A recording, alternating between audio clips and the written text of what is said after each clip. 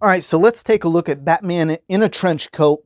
I was practicing with different types of foam. I made a giant bat symbol battle axe.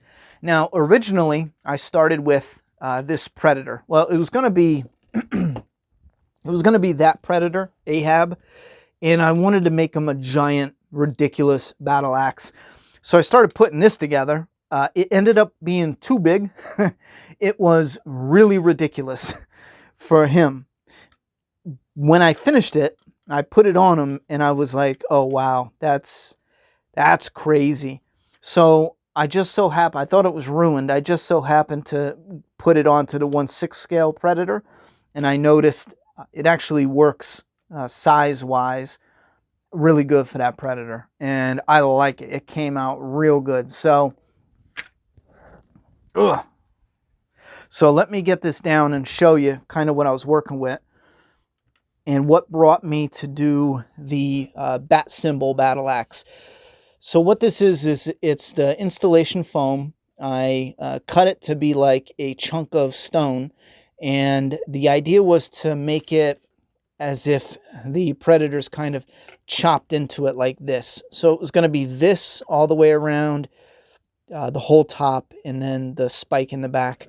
I ended up going for a few different looks like this, and then kind of here a little more fluid, like they were scraping it, and then I went with this big piece on the end. I don't know, just to give it a different look, and I think it came out real good. I used this natural craft cord from the dollar store, just $1. And when you wrap it around, when you do it in a nice tight line like this, I think it actually comes out too neat. So when I wrapped it around and this is just to give a different look too. When I wrapped it, because just when it was the axe itself, it looked like it was missing something. So I just wrapped this around the edge and it looked real good. So then I wrapped it around here, and for some reason it looked real good. I was going to put it down here, but I didn't want to cover up any of this. Anyhow, so when you wrap it kind of crisscrossed, it comes out better than nice and tight like this, unless you actually want the whole bar to look like that, or, you know, where the hand is going to hold. And use like watered down browns and greens to make the ropes nice and dirty.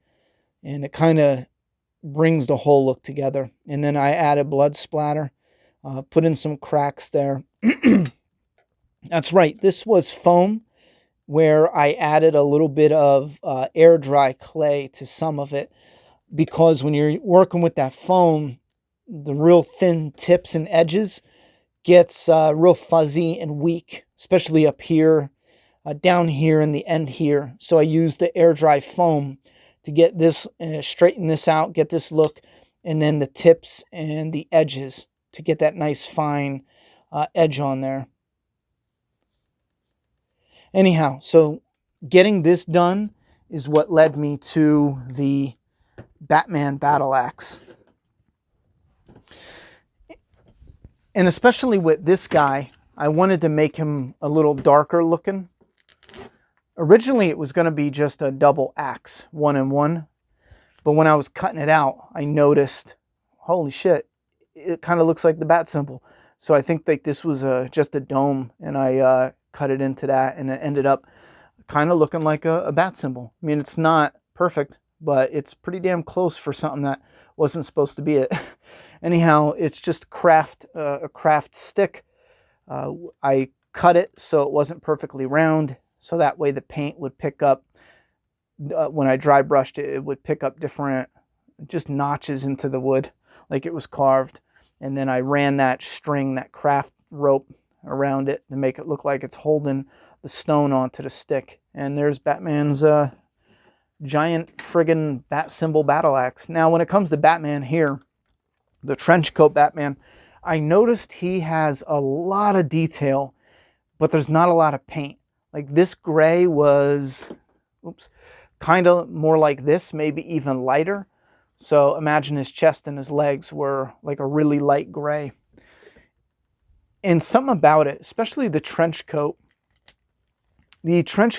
has so much texture to it, and you can't see any of it when you get it out of the box. So what I did is I did a white dry brush, and it made it real pop. It made it pop out a lot, but it made it look like it was worn out leather. So then I went over it with a gray dry brush to highlight those areas, and then to put the gray to tame the white. And it actually looks like worn out, like a worn out jacket. I like that look a lot. Added some silver to the spikes. There's a little bit of color there originally, but they really skimp on the paint apps. Got his, when you dry brush it like that, you're picking up all this detail here in the sculpt work. All the detail here, bringing out all these, the straps and the stitching around. I mean, there's a lot of sculpt there with the stitching around the straps, the eyelets, whatever those are called. The stitching all the way at the bottom, and then there's more here. Maybe that's a zipper going up. And then some of these folds and wrinkles will pop a little more, especially that. It just makes it, the look of it, pop a little more. I wanted to do it really worn out at the bottom. I think the next one, I'm going to make him really dark. And then the bottom of this going up is going to go from really worn out to less worn out up top maybe. I'll practice with that to see, because originally, if you look on the inside right here, it's like a flat black. It's kind of dull. And what I did for him was I darkened that gray, that light gray. I darkened it down a lot without straight coloring on black, you know. And then dry brush here brings out some of the straps, and especially around his ankles. Whoops. Especially there, brings out a lot of the sculpting. And I put some silver on the edges here. And then you can see some of that dry brushing there. Added a little bit of dings here and there to the kneecaps. That's with just like a touch of silver. But yeah, that's him darkened up pretty much. I wonder if there's a, if I move him, you can see a gray in there. No. Because his gray before was pretty, and he does look cool. I mean, you could take this off. You could get a double, take it off, fill this in, and then repaint it when it dries up. This one was really glued to the top, but you can dirty that up, fill this in, even on the back. I think there's a, yeah, there's a hole back there. Fill that in as well, and then have one with his jacket off, and he still looks badass. He's all complete. With the jacket off, it doesn't look like there's, you know, shoulder things missing. He still looks complete. And then I did a dry brush on the black here, and it makes it look real nice. Added some silver here. I can't get that, no matter what I do, I can't get that to stay. Warm it up and all that. Yeah, I really like how this guy looks. I mean, he looks really good. He looks up a lot more because I chiseled out just a little bit on the back, and that's the neck part. Yeah, you can see it here. It's the neck part here, not the head. So what you do is you take a little chunk out of the hole in the neck there, and then when you pull it back, that barbell for the double ball peg, the peg is actually resting in that little notch that you took out. So before, he would look up like this, you know, and then now he's looking up like that. So, or looking down like that. Probably looking down would get the best effect. He still looks up, or he still looks cool looking up. But yeah, I think looking down probably fits this guy the best, how you display him. Anyway, I think he would look really cool with a real dark center. He's a real cool figure. And then with his bat symbol battle axe, he looks like a really cool figure. And this is a fun custom to do. Oh, I forgot to show you. I did his sickle too. Before it was this cheap toy looking brown. And I noticed it was sculpted in there like a wrap going all the way around it. So I thought, oh man, I'm going to get a thin canvas like a soft goods, and I'll go around it and glue it on so you could see the brown wood underneath. I couldn't find the right material, and I got impatient, so I colored it a cream color. And here's the trick with this. Color the straps. You don't have to be perfect. Color the straps. It's a little messy. Then you go in with a brown and touch up where you got out of line, and that kind of cleans it up a little. Cleans it up enough to where once you do that, you go back in with maybe another layer of white, clean it up with some brown where you made some mistakes. Then you take a black wash or a brown wash even. I used a black wash, and I used that on the whole thing to kind of bring it all together. And it came out real good. At first I thought it was going to look terrible because I was making a bunch of mistakes, but I was able to go back in there. You can actually see right here, there's a little bit of a mistake. See where the white kind of went off the edge there?